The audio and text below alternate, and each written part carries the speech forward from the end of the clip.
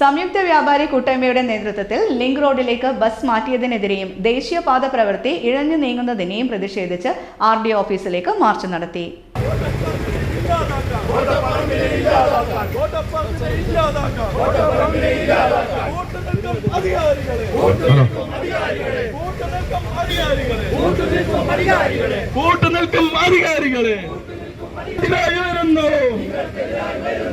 നിങ്ങൾക്കെതിരായി വരുന്നു വ്യാപാരികളുടെ പ്രതിഷേധം.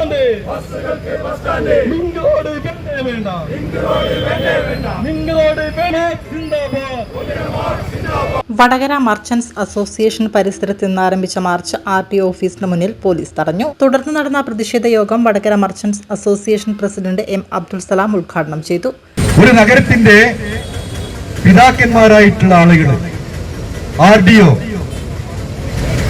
അതുപോലെ കലക്ടർ, അതുപോലെ MLA, അത്തരമുള്ള ആളുകള് ഒരു കാര്യം തീരുമാനിക്കുമ്പോ അത് വടകരയെ എങ്ങനെ ബാധിക്കുമെന്ന് പഠിച്ചിരിക്കണം. പഠിക്കാൻ ചരിത്രങ്ങളുണ്ട് ഇവിടെ.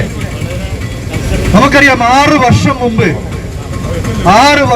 ഒരു പരീക്ഷണാർത്ഥം ലിങ്ക് റോഡിലേക്ക് ബസ്സുകൾ മാറ്റി.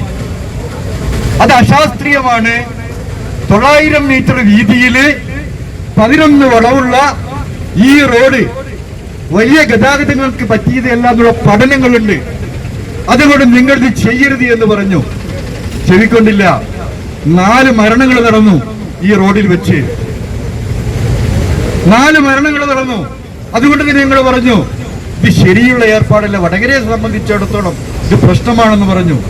നിരന്തരമായി 8ഓളം സമരങ്ങള് വടകര മർച്ചന്റ് അസോസിയേഷൻ, വ്യാപാരി സമിതി, ഇതാ ഇപ്പൊ കണ്ടില്ലേ, CIT-യുടെ തൊഴിലാളി യൂണിയൻ, ഇവരൊക്കെ ഇതിനെതിരെ സമരം ചെയ്തു. കണ്ടുതുറന്നില്ല. രാജൻ കരിപ്പള്ളി അധ്യക്ഷത വഹിച്ചു. അമൽ അശോക് സ്വാഗതം പറഞ്ഞു. CK വിജയൻ, KN വിനോദ, വരപ്പുറത്ത് രാമചന്ദ്രൻ, N ഗോപി, ബൈജു, ആഷിഖ് കുന്നത്ത് എന്നിവർ സംസാരിച്ചു.